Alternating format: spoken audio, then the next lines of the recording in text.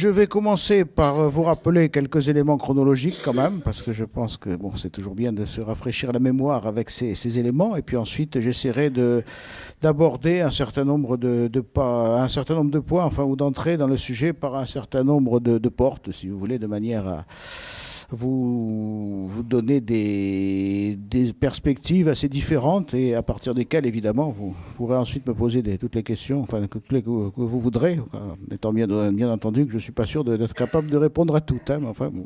En tout cas, vous êtes libre de les poser. Bien. Alors donc, si vous voulez, le plus simple, bien sûr, c'est de commencer, donc, et puis ça va sans dire, de commencer avec 1830. Donc, je fais cette petite chronologie avec le débarquement français en Algérie et avec la prise d'Alger, donc le 5 juillet 1830. Ce qu'il faut bien voir, en fait, c'est que, bon, on donne toujours cette date de 1830, mais en réalité, la véritable conquête de l'Algérie, elle va bien sûr s'allonger ou se traîner, pourrait-on dire, sur un grand nombre d'années, puisqu'on peut considérer que c'est seulement en 1833-34 que le gouvernement français décide véritablement de s'installer de manière définitive en Algérie. Et la conquête totale, donc, elle commence, disons, un peu à partir de 1835-36, et elle va battre son plein surtout entre 1841 et 1847, avec couronné en 1857 par l'occupation de la Kabylie. Hein.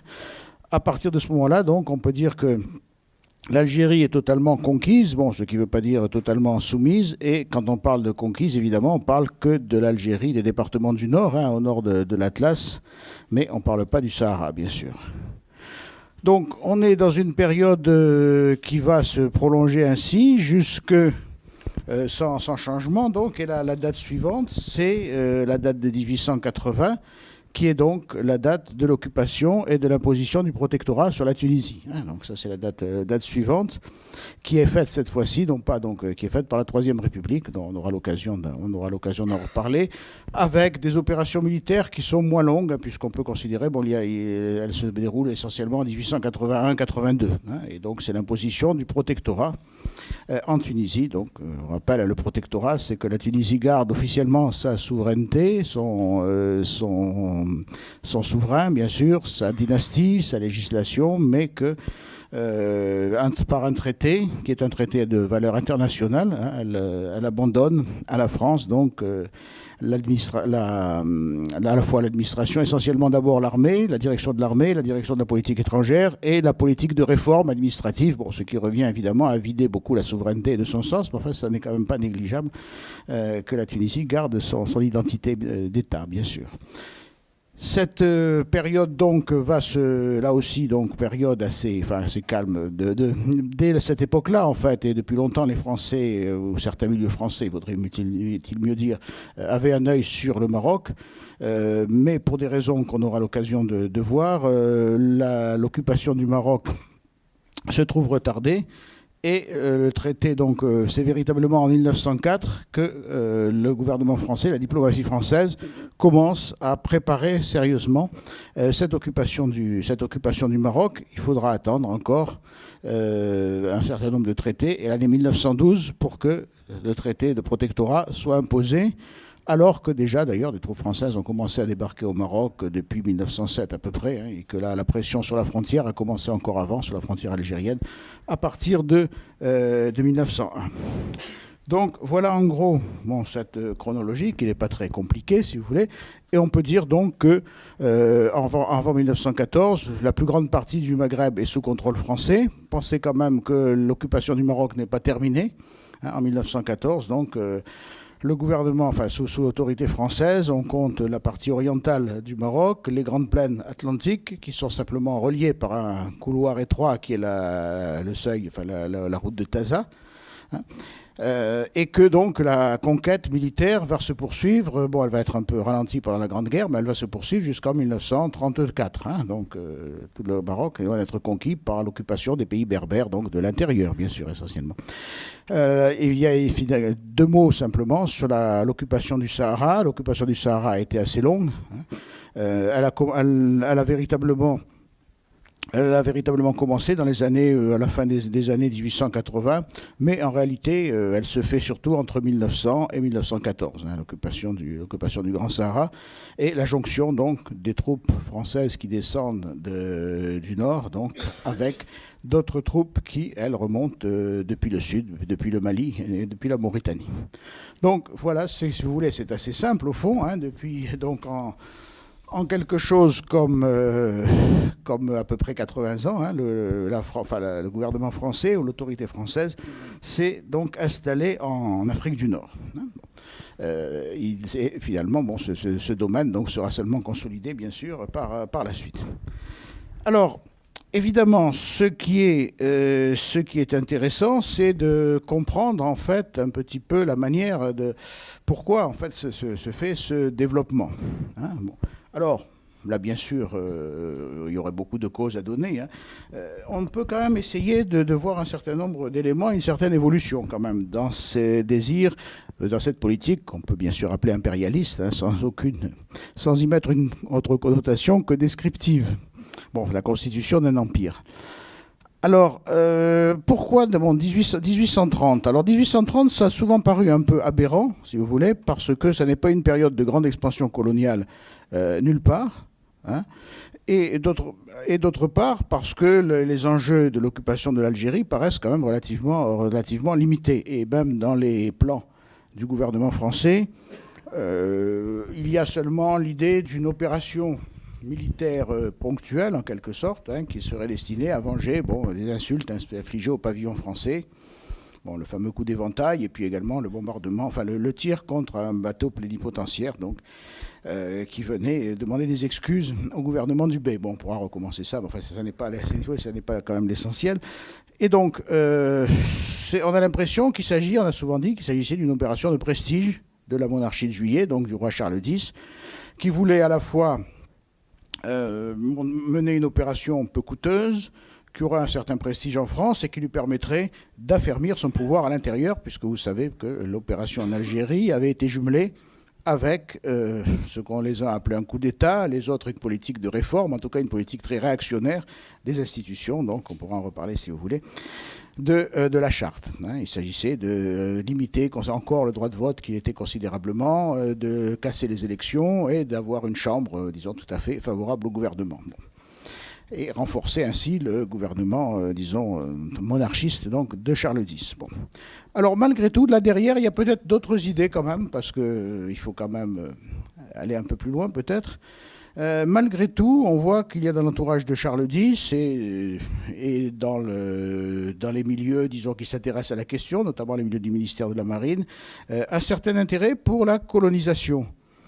C'est-à-dire que, bon, vous savez que la France a perdu une certaine partie de ses colonies pendant la Révolution. Bon, elle en a récupéré certaines, hein, comme le Sénégal, que d'ailleurs Charles X fait réoccuper, c'est le fameux épisode du radeau de la Méduse, comme les Antilles, hein, comme la Guyane, la Réunion. Mais malgré tout, l'idée, c'est qu'on pourrait créer une nouvelle colonie. Une colonie qu'on voit d'ailleurs surtout comme une colonie de type traditionnel, c'est-à-dire qui produirait des denrées de type exotique. Alors ça paraît un peu curieux quand on voit l'Algérie, mais enfin l'idée, les gens n'ont pas fait beaucoup de recherches finalement, ils pensent qu'on pourrait y planter du coton, de canne à sucre, du café, hein, et en faire donc une sorte de, enfin pas une sorte, mais une véritable colonie qui sera avantageuse à la fois pour l'approvisionnement de la France et puis également pour le commerce français, notamment pour la ville de Marseille. Les milieux marseillais ont pas mal poussé à l'expédition d'Alger. Bien.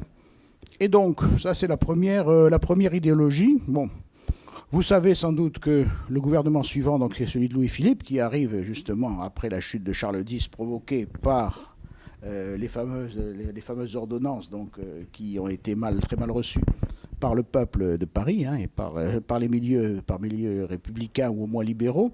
Le gouvernement de Louis-Philippe, donc, considère, et on l'a dit souvent, considère que c'était un legs très onéreux que la Restauration faisait à la monarchie de Juillet, car finalement il se trouve ainsi avec un corps expéditionnaire qui se trouve donc en Algérie, sans véritablement avoir élaboré la moindre politique. Mais on voit quand même que sans avoir élaboré la moindre politique, bon, tout va se passer comme si, malgré tout, de plus en plus, il s'impliquait dans la conquête de l'Algérie. Et là, qu'est-ce qu'il faut y voir? Là aussi, c'est toujours assez difficile. Personnellement, je serais tenté plutôt d'y voir, ce qu'on reverra d'ailleurs plus tard aussi, une politique de puissance en quelque sorte. Le régime de Louis-Philippe est un régime qui se fonde sur un nationalisme assez, disons, assez vigoureux. N'oubliez pas qu'il a repris les trois couleurs. Il prétend venger les humiliations que la monarchie, que le gouvernement donc, de la Restauration aurait fait subir à la France après les défaites. Jouer un certain rôle en Europe. Bon, ce rôle, il ne peut pas le jouer du tout parce que les puissances européennes veillent justement à ce que la France ne reprenne pas, n'ait plus de politique de type impérialiste en Europe même. Et il y a des crises assez violentes, notamment en 1840. Bon, c'est en 1840 que les Allemands écrivent, enfin peu avant, écrivent le fameux chant à la gare d'Aura, bon, pour empêcher les Français de vouloir récupérer la rive gauche du Rhin. Et donc, en quelque sorte, bloqués en Europe, et au fond assez pacifique, et assez de bon sens aussi, il est difficile de faire la guerre à toute l'Europe. Finalement, l'idée de Louis-Philippe, c'est de gagner du prestige par ses opérations et d'occuper également l'armée en Algérie. N'oubliez pas que à cette période-là, on va employer, alors c'est difficile de dire, mais l'armée française doit compter 400 000 hommes, à peu près. Sur ces 400 000 hommes, il y en a 200 000 qui sont disponibles en temps normal. C'est 2 fois plus qu'aujourd'hui, remarquez. Sur ces 200 000, il va y en avoir régulièrement 100 000 qui vont se trouver en Algérie. Donc pratiquement, c'est la meilleure partie de l'armée qu'on envoie en Algérie. Bon, donc c'est quand même quelque chose d'important à voir. Ce qui est important aussi, c'est que, ça on le dit moins, on y pense moins, c'est que les fils de Louis-Philippe, systématiquement, sont envoyés en Algérie pour diriger des opérations et pour acquérir ainsi, pense-t-on, une certaine popularité. Vous savez que le duc d'Orléans aura sa statue à Alger jusqu'à l'indépendance, et que le duc d'Aumale, qui s'empare de l'Asmalade, enfin qui s'empare à la tête d'une colonne de l'Asmalade Abdelkader, va devenir aussi gouverneur de l'Algérie, peu avant d'ailleurs la chute de la monarchie de Juillet. Donc là, on est dans une période aussi qui correspond pas véritablement à des intérêts profonds. On commence quand même la colonisation, mais avec beaucoup de réticence. Et on ne peut pas dire que ce soit une expansion et qu'il y ait beaucoup d'idées, me semble-t-il, là-dedans. Bon, enfin, on peut en discuter. Alors, ce qui change et ce qui donne une nouvelle impulsion, un nouvel état d'esprit, ce sont les années, disons, 1860, 50-60, parce que c'est véritablement dans ces années que elle a démarré un peu avant, bien sûr, la révolution industrielle en France, et que va apparaître un esprit qui est un peu différent, qui est assez nouveau même. C'est-à-dire une idéologie de développement économique, de développement industriel, de développement commercial, dont on espère, ou dont on est même certain, qu'il permettra, d'une part, la prospérité, et d'autre part le rapprochement des peuples. Et donc c'est une idéologie assez différente qu'on peut résumer, enfin qui a été très bien résumée par la pensée des Saint-Simoniens. Vous avez sans doute entendu parler des Saint-Simoniens, donc c'est ce groupe qui était apparu sous la monarchie de Juillet, qui se disait socialiste et qui effectivement était très attaché à un développement, à une vision sociale de la société, et donc qui a connu son plus grand développement, en tout cas dont les hommes ont connu leur plus grande influence à l'époque du Second Empire. Certains étaient conseillers de Napoléon III, d'autres ont créé les groupes industriels, les banques, les compagnies commerciales, comme les messageries maritimes par exemple, qui regardaient vers l'extérieur. Et l'idée donc c'était cette idéologie d'expansion et de civilisation tout à la fois, qui se voulait assez généreuse d'ailleurs, et qui, disons, a pu permettre d'intégrer un certain temps l'Algérie dans une expansion, dans un certain programme d'expansion économique, et dans l'idée aussi qu'il pouvait y avoir un rapprochement des peuples. Le grand leitmotiv des Saint-Simoniens, c'était l'union de l'Orient et de l'Occident. Bien que le caractère oriental de l'Algérie, évidemment, ou du Maghreb, peut toujours se discuter, bien sûr. Alors, ce qui va encore... donc, cette idéologie, elle va toujours demeurer. L'idée que la France est là pour développer l'Algérie, pour lui donner la civilisation moderne, et pour l'ouvrir au monde, en quelque sorte. Donc, dans un idéal de progrès. Bien. Seulement, cette situation, bon, la France continue, la révolution industrielle va continuer, évidemment, hein, jusqu'à nos jours, enfin, évidemment, avec des noms différents. Mais cet élan, cet optimisme, il est quand même cassé en France avec la défaite de 1870. Hein, puisque bon, l'armée française, l'Empire s'effondre, l'armée française est battue. Et même l'idéal de développement, bon, on s'aperçoit que la France n'est plus en tête de la modernisation, de la modernité. Elle a été largement, ou elle paraît en tout cas, sur le point d'être surclassée largement par l'Allemagne. Et donc là, vous allez avoir une autre idéologie qui va se développer, ou en tout cas, aucune ne va véritablement éliminer les autres, mais elle va se confondre un petit peu. C'est l'idée que la colonisation, que l'acquisition de colonies est nécessaire à la puissance de la France. Et ça, ce sont les thèmes qui sont développés par les grands leaders républicains, Gambetta et Jules Ferry. Pour eux, justement, la défaite menace de faire régresser la France en Europe et dans le monde. Et le seul moyen de maintenir cette grandeur, c'est de rayonner par la création d'un grand empire colonial. Et donc, 1880, l'opération de Tunisie, c'est justement la première grande opération que mènent les républicains après la période de défaite de 70 à 80, qu'on a appelée la période de recueillement. Et donc, cette idée de développement, alors les républicains reprennent également ces idées de développement, de civilisation, en les intégrant d'ailleurs dans l'idéologie de la République, dans l'idéologie de la gauche française, ou du moins ils essayent de le faire, car il y a des débats qui sont assez violents entre Ferry et Clémenceau, bon, on pourra en reparler sur ce sujet, mais enfin, toujours est-il que la conquête de la Tunisie s'opère de cette manière sous la direction de Ferry, hein, et bon, qui va ensuite mener d'autres expéditions, bien sûr, comme le Tonkin, enfin, c'est pas ce qui nous intéresse ici. Et quelques années plus tard, donc, ce sont également la majorité radicale qui va se lancer à la conquête du Maroc et qui va réussir donc à imposer la conquête du Maroc. Et donc, on a ici, vous voyez, une forme d'impérialisme qui se veut à la fois moderne, qui se veut civilisateur et qui se veut aussi, il faut bien le dire, républicain. Hein, ça, c'est tout à fait évident. Et là, on peut évidemment s'opposer à l'image de Charles X. On ne peut pas dire que Charles X et l'expédition de Charles X, c'était véritablement une croisade. Hein, ça serait bien excessif.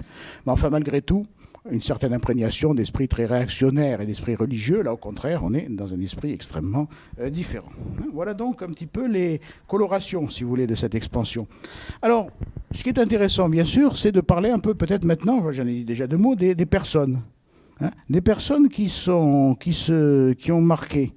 Hein, encore une fois, alors je vous l'ai déjà cité, Charles X, donc, bon, qui ne connaît pas grand-chose aux colonies, mais qui vit sur les colonies d'Ancien Régime, au fond, reconstituer des colonies d'Ancien Régime, et peut-être aussi, alors ça c'est très complexe, reconstituer un équilibre méditerranéen dans lequel, on verra un peu les oppositions, la France pourrait se dégager du carcan de la guerre des conséquences du traité de Vienne de 1815, et dans lequel la France pourrait peut-être retrouver, donc notamment pourrait s'appuyer, là il y a toute une école de ce côté-là, du côté de s'appuyer sur la Russie, hein, on aura l'occasion d'en reparler. Bon, mais c'est une vision très réactionnaire. En fait, je crois que la seule personne qui est... Louis-Philippe, au fond, cherche surtout à consolider sa dynastie, il pense surtout à ses fils, hein. Et c'est assez curieux d'ailleurs, parce que même les Algériens, semble-t-il, enfin les Algériens de l'époque, considérait que l'époque de Louis-Philippe, il l'appelait, semble-t-il, l'époque des fils du roi. Hein, ce n'était pas l'époque de Bugeaud, qui a participé aux conquêtes, mais ils l'ont appelé l'époque des fils du roi, car c'était la présence de ces fils du roi qui était importante. Alors, il faut bien reconnaître que l'homme le plus intelligent dans cette affaire, c'est sans doute Napoléon III. Bon. Napoléon III qui a mené, comme disait Jules Ferry, une politique détestable, visionnaire et aveugle, bon, ce qui est vrai à beaucoup de points de vue, hein, mais qui, pour l'Algérie, avait vraiment très bien vu les choses et dont il faut toujours relire quand on en a la possibilité, mais on la trouve facilement sur Internet, la lettre qu'il avait expédiée, la lettre ouverte qu'il avait adressée en 1865 au maréchal de Mac-Mahon, et qui était dont on a son idée, les principaux termes qu'il a employés. D'abord, disait-il, l'Algérie, ça n'est pas seulement une colonie française, ça n'est pas fait seulement pour les colons, mais c'est aussi, disait-il, un royaume arabe et je suis l'empereur des Arabes aussi bien que l'empereur des Français. Donc il faut mener une politique égalitaire en Algérie et en Afrique du Nord, une politique qui sera un peu reprise par Lyautey après, une politique d'égard, mais une politique de respect, dit-il. Je préfère utiliser le courage des Arabes que pressurer leur pauvreté. Enfin bon, il y a beaucoup d'expressions qui sont très belles, et avec d'ailleurs des visions très larges, en disant que si la France donne l'exemple d'une politique généreuse en Algérie, cet exemple sera admiré dans tout le monde arabe et dans tout le monde musulman, et donnera à la France, donc, dit-il, une position qui ne peut être enviée par personne, parce qu'elle s'appuie sur le rayonnement des idées, sur la générosité. Bon. Très beau programme. Le général de Gaulle a d'ailleurs déclaré que c'était sans doute cette politique de royaume arabe était peut-être la seule qui aurait évité la catastrophe de 1954. Bon. C'est toujours difficile, évidemment, de refaire l'histoire, mais il est évident que les propos de Napoléon III allaient très loin. Et il y a certaines versions même de textes en arabe, de proclamations en arabe, dans lesquelles il parle même d'indépendance. Le mot d'indépendance apparaît. Ça n'apparaît pas dans la traduction française, ce qui n'était peut-être pas très honnête, et qu'un certain nombre de colons ont remarqué. Bon, ça c'est autre chose. En tout cas, voilà, une politique d'émancipation.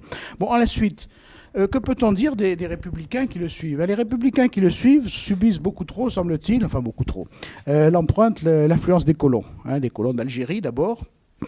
Et les colons d'Algérie vont jouer un certain rôle de lobby pour le développement de la Tunisie et du Maroc. Pourquoi? Parce que les colons d'Algérie veulent des terres. Bon, ils réussissent à en acquérir en Algérie. Bon, par des moyens divers, bon, dont tous ne sont pas malhonnêtes. Certains achètent ces terres, bon, de toute façon, mais il n'y en a pas suffisamment, et donc ils regardent du côté de la Tunisie et du côté du Maroc pour en acquérir davantage. Et donc, dans cette politique, les républicains ont réussi à acquérir des positions très solides au sein du gouvernement français, de la majorité de gauche, parce que les républicains, sous l'Empire, étaient très hostiles. Évidemment, les colons français sous l'Empire étaient très hostiles à Napoléon III. Être empereur des Arabes, pour les colons, ce n'était pas un titre qui était particulièrement sympathique, qui leur paraissait ni très sympathique, ni même qui leur paraissait carrément assez idiot. Bon, donc, ça n'était pas du tout une recommandation pour eux. Et au fond, ils s'étaient opposés de manière très forte au gouvernement, au gouvernement de Napoléon III. Lorsqu'il y a eu au moment le fameux amendement les colons avaient voté non au dernier plébiscite de l'Empire, et au moment du vote pour l'amendement Vallon qui a établi la République, pratiquement tous les députés d'Algérie ont voté pour. Bon, ce qui permet de dire que sans l'Algérie, la France ne serait pas en République. Bon, mais enfin, on considère qu'il y a d'autres colonies qui ont voté pour aussi, et puis il y a d'autres départements, donc ça n'a pas beaucoup de sens. Mais enfin, bon. Bien. Toujours est-il donc que Ferry Gambetta est de plus en plus ce qu'on appelle le parti colonial, c'est-à-dire les partis des gens partisans de la colonisation qui se développent autour d'eux, subissent très fortement cette influence. Celui qui la symbolise, c'est Eugène Étienne, qui est le député d'Oran et qui est un des grands leaders du parti républicain. Et parti républicain, disons modéré, mais enfin qu'on appelle opportuniste, mais solidement républicain quand même. Et donc, ils vont pousser donc à une politique d'expansion et d'une politique d'expansion impérialiste, sans toujours bien se rendre compte des conséquences. Alors Jules Ferry, à la fin de sa vie, va se rendre en Algérie à la tête d'une commission, et il en reviendra tout à fait atterré sur la manière dont l'Algérie est gouvernée et administrée. Bon, il dira que, justement, les colons à qui on a donné de grands pouvoirs en Algérie ne sont pas capables de gouverner la population, car les colons ne mènent pas l'œuvre éducatrice qu'ils devraient mener. Bon, en même temps, d'ailleurs, il dit que la population arabe ou algérienne n'est pas du tout capable de se gouverner elle-même. Bon, donc, il ne faut pas non plus aller trop loin dans l'attitude de Ferry, mais c'est une attitude d'époque, bien sûr, pas d'anachronisme. Bon. Voilà donc les principaux éléments, et on peut bien dire que, au fond, cette politique, donc tout le personnel politique est à peu près d'accord pour se résigne ou accepte l'occupation du Maghreb sans programme véritable. Qu'est-ce qu'on se demande? Que va-t-on faire des populations? Bon, dans un premier temps, on pense qu'on pourrait les assimiler, mais très vite, on s'aperçoit d'abord qu'ils n'en veulent pas, et d'autre part que les colons s'y opposent très violemment. Et finalement, on va parler d'association. Bon, en réalité, beaucoup de choses vont se passer, des choses positives, beaucoup d'autres qui le sont moins. Mais finalement, la question indigène est une question qui, à part un certain nombre, évidemment, de penseurs qu'on pourrait citer et qui méritent d'être cités, est un petit peu abandonné. L'essentiel, c'est le développement de la colonie et la prospérité de la colonie au sens de la prospérité des colons, dont on pourra reparler, bien sûr, car il ne faut pas faire des colons des espèces de croque-mitaines, bien sûr. Voilà un peu ce qu'on peut dire. Alors, dernier point, c'est que cette politique, bien sûr, elle ne se fait pas simplement, ça n'est pas une affaire entre la France et l'Algérie, c'est une affaire internationale, c'est ce qu'il faut voir. Lorsque l'expansion française, pendant longtemps, n'est possible que grâce à l'accord ou à la bienveillance, mais plus souvent à l'accord un peu gourmet, de la Grande-Bretagne. La Grande-Bretagne, donc première puissance navale, surveille jalousement l'expansion française. Et au fond, cette expansion au Maghreb, elle la contrôle d'assez près. Elle laisse les Français s'installer à Alger. Elle laisse d'autant plus que les Français ont déclaré au départ qu'ils en partiraient très vite. Comme quoi, il ne faut... ceci dit, en politique, on ne voit pas pourquoi les Anglais les ont écoutés aussi, ou ont fait semblant de les croire. Ça, c'est un autre problème. Mais en tout cas, ça c'est le premier point. Et de toute façon, l'Algérie, stratégiquement, n'est pas très intéressante en Méditerranée. Il n'y a pas de grands ports. C'est une côte assez difficile. Ça n'est pas très intéressant. En revanche, ils surveillent de très près la Tunisie et le Maroc, à cause de leur position stratégique, l'une à l'entrée du bassin oriental de la Méditerranée, l'autre à l'entrée de la Méditerranée seule. Et c'est seulement en 1880, donc, que lorsque le gouvernement français occupe la Tunisie, il ne le fait qu'avec l'accord du gouvernement britannique. Pourquoi ? Parce que le gouvernement britannique se rend compte que l'Italie est en train de faire des progrès, et qui ne tient pas à ce qu'une seule puissance soit installée sur les deux rives, sur les deux côtés du détroit. Donc il vaut mieux l'Italie en Sicile et la France de l'autre côté, plutôt qu'une seule puissance. Et le gouvernement britannique, donc, se résigne. Pour le Maroc, c'est un peu la même chose. Au Maroc, le gouvernement, il y a des accords qui sont plus ou moins secrets, mais qui sont les accords dits d'entente cordiale. La France renonce à toutes les prétentions qu'elle pouvait avoir en Égypte. Et le gouvernement britannique accepte donc de laisser ses armées ou ses fonctionnaires s'installer au Maroc. Donc là, il y a un troc véritable. Il faut dire que l'Angleterre commence à redouter à ce moment-là l'Allemagne et qu'elle essaye de se trouver des appuis ou en tout cas des sympathies qui lui permettent d'avoir quelques relais et ne pas rester isolée en Europe. Donc ça, c'est une affaire qui est assez générale. De même, ce qu'il faut voir aussi, c'est que, à cette époque-là, et à la fin, c'est bien sûr la tension avec l'Allemagne. Le gouvernement allemand ne tient pas tellement à occuper le Maghreb, mais il tient à être associé à l'expansion française. Alors en 1880, c'est Bismarck qui a conseillé aux Français de s'installer en Tunisie, en espérant, une arrière-pensée, que ça brouillerait la France avec l'Italie et que ça permettrait à l'Allemagne d'obtenir l'appui de l'Italie dans une alliance. Ce qui s'est passé, qui n'a pas eu beaucoup de conséquences, mais qui aurait pu en avoir. En revanche, au moment de l'occupation du Maroc, c'est un peu différent. C'est-à-dire que le gouvernement allemand proteste parce qu'il n'a pas été associé à l'installation française. Il veut des contreparties. Alors il va envoyer, vous avez peut-être vu ça la première fois, c'est Guillaume de lui-même qui débarque à Tanger et qui déclare que l'Allemagne est la grande amie des Arabes. Ça c'est son leitmotiv, grande amie des Arabes, qu'il est venu défendre l'indépendance du sultan, la souveraineté du sultan. En réalité, donc la France est obligée de reculer car le gouvernement français n'avait pas bien prévu les choses. Elle va réussir à récupérer un peu la situation, mais c'est surtout en 1905, lorsque des colonnes françaises marchent sur Fès et commencent à occuper le Maroc, que le gouvernement allemand envoie la fameuse canonnière Panthère dans le port d'Agadir, et que, donc, non pas en signe de guerre, mais pour exiger sa part. Et peu de temps après, elle demande le Congo français. Il va y avoir beaucoup de tensions en Europe. Le gouvernement français commence par adopter une politique extrêmement intransigeante en déclarant qu'il n'est pas question d'abandonner un pouce de terre française. Finalement, le gouvernement de Joseph Caillaux, qui est un peu plus intelligent, décide de négocier, un accord est fait, donc on donne des contreparties à l'Allemagne, certains territoires aux frontières du Congo et du Cameroun, et en revanche, en échange, le gouvernement allemand laisse les Français s'installer au Maroc. Donc vous voyez, on est vraiment dans la politique d'échange extrêmement impérialiste finalement. Alors pour finir, ce qu'il faudrait voir, c'est un peu, je résumerai un peu une expression pour avoir une vision qui soit un peu moins diplomatique, si vous voulez, une expression de Jacques Berck qui disait que pour le Maghreb, la France était à la fois Rome et la Grèce en quelque sorte. Qu'est-ce qu'on peut voir en effet, c'est que bon, la France mène une politique impérialiste et de manière très explicite, d'ailleurs, les gouvernements français déclarent qu'ils se replacent dans les traces de Rome. Il y a pas une politique, mais d'ailleurs il y a toute une mise en valeur archéologique des ruines romaines, de l'histoire de Rome et l'histoire de la continuité. Au fond, la France serait dans la continuité de Rome, avec l'idée que Rome, c'est essentiellement un gouvernement, un pouvoir, que c'était pas très drôle pour les Gaulois d'être conquis par les Romains, mais finalement ça s'est bien arrangé et qu'ils en ont bien profité, que par conséquent les Algériens n'ont qu'à faire de même. C'est un peu ce schéma, si vous voulez, qui est plus ou moins implicite avec cette idée-là.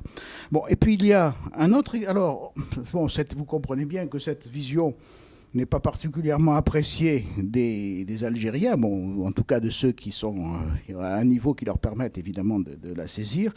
Bon, d'une part, parce que pour les Algériens d'abord, et surtout les Algériens musulmans de l'époque, toute l'histoire romaine, c'est une histoire antérieure à à l'arrivée de l'islam, et c'est au fond une histoire qui n'a pas beaucoup d'intérêt. Bon. Un certain nombre quand même, évidemment, qui ont commencé à fréquenter les lycées français, commencent à faire du latin, commencent à s'y intéresser, mais évidemment, ils n'en tirent pas des conséquences aussi systématiques qu'on voudrait leur en faire tirer.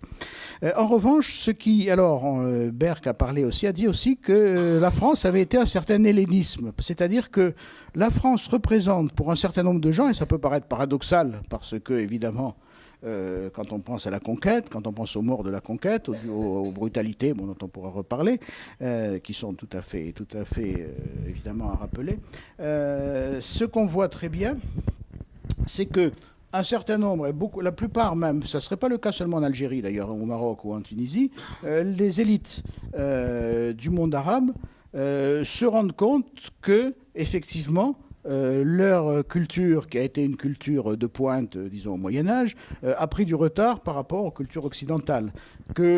Par exemple, il n'y a pas d'imprimerie, ou que l'imprimerie n'a jamais été véritablement cultivée, que ce sont les Européens qui réintroduisent l'imprimerie, qui créent des bibliothèques, qui encouragent le développement de la science. Et tout ça, ce sont des éléments qui sont tout à fait indiscutables. Et cette image de la France, qui est une image très positive et très brillante, c'est une image qui va paraître très attachante à un grand nombre, même à la majorité des élites qui se forment au début de la colonisation. L'idée, c'est que, malgré tout, la France a pu exercer une certaine tutelle qui soit bienveillante et qui soit surtout le moyen pour les peuples arabes ou pour les peuples du Maghreb de revenir d'égaler de nouveau les peuples les plus modernes. Donc là, il y a cette idée qu'il y a une France qui est généreuse, et c'est un petit peu cet idéal que Napoléon III ou que les Saint-Simoniens auraient voulu faire prévaloir. Et donc on est évidemment dans une très grande complexité et dans une très grande ambiguïté, vous voyez, entre ces deux éléments. Et je crois que c'est important de le montrer. Il n'y a pas uniquement... il y a cet aspect de conquête et d'impérialisme, évidemment, qui sont extrêmement